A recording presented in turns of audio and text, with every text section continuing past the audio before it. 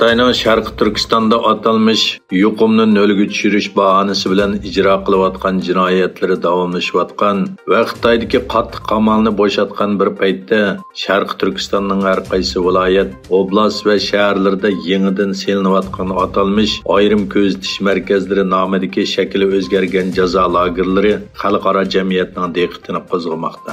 Oldin hafta 13 dekabr Qashqar viloyati Qo'g'liq noyisidan tarqatilgan sillardan ma'lum bo'lishicha, ishg'oliyatchi Xitoy rejimi Xitoy o'lkalaridagi qamalni bo'shatgan bo'lsa-mu, biroq Sharqi Turkistondagi qattiq qamalni yanada bo'shatmagan. Sinda oshkorlanishicha, mazkur rayonda 18 ming eg'iz uy qurishni planlagan bo'lib, Xitoy doiralarining bu yerda kecha-kunduz jiddiy qurilish qilayotganligi ko'rsatilgan.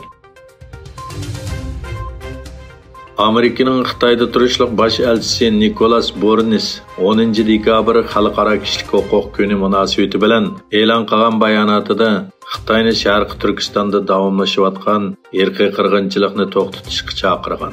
U bu bayonotda bunday degan: Biz Xitoy Xalq Cumhuriyatini Xinjiangda elib berayotgan irqiy qirg'inchilik va insoniyatga qarshi jinoyatlarni, Tibetdagi bostirishni va Hong Kongdagi demokratiyaga qarshi harakatlarni to'xtatishga, davlat alqigan bostirish va tashviqot harakatiga xotima berishga chaqiramiz.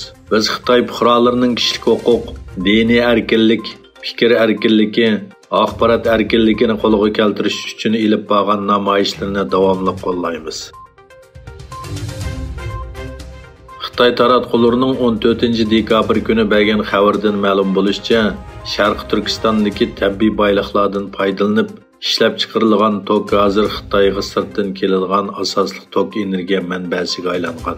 2010 yil 11 oydan boshlab 2022 yil 12 oygacha Xitoy o'lkalariga yetkazilgan tok 600 milliard kilovattni eshib ketgan bo'lib, bu tok miqdori 1 milliard 400 million aholini 188 kun ta'minlashga yetadi ekan.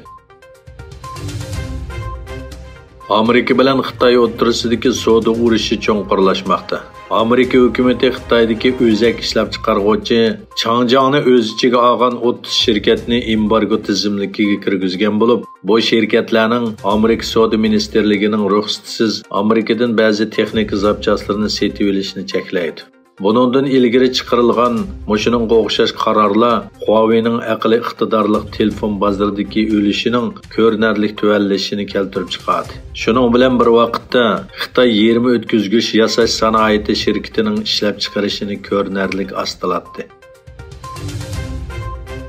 Angliya tashqi ishlar ministri James Cleverly Xitoyning Manchesterdagi Xitoy konsulxonasining sirtidan namoyish qilayotganda jungoliq faoliyatchilarga hujum qilgan va Angliya soqchilarining tekshirish obyekti bo'lgan 6 kishini ishdan bo'shatganligini e'lon qildi. Ishdan bo'shatish qarorining soqchilarning gumondorlar tekshirilayotgan vaqtda chiqarilganligini bayon qilgan Cleverly, "Men bu kishilarning so'roqqa tortilmaganligi va qonunning jazosiga uchirmaganligidan umidsizlandim. Bizning talabimizga asosan Xitoy hukumati amaldorlarni elib ketishni qaror qildi. Bu bosh konsulni o'z ichiga oladi" dedi.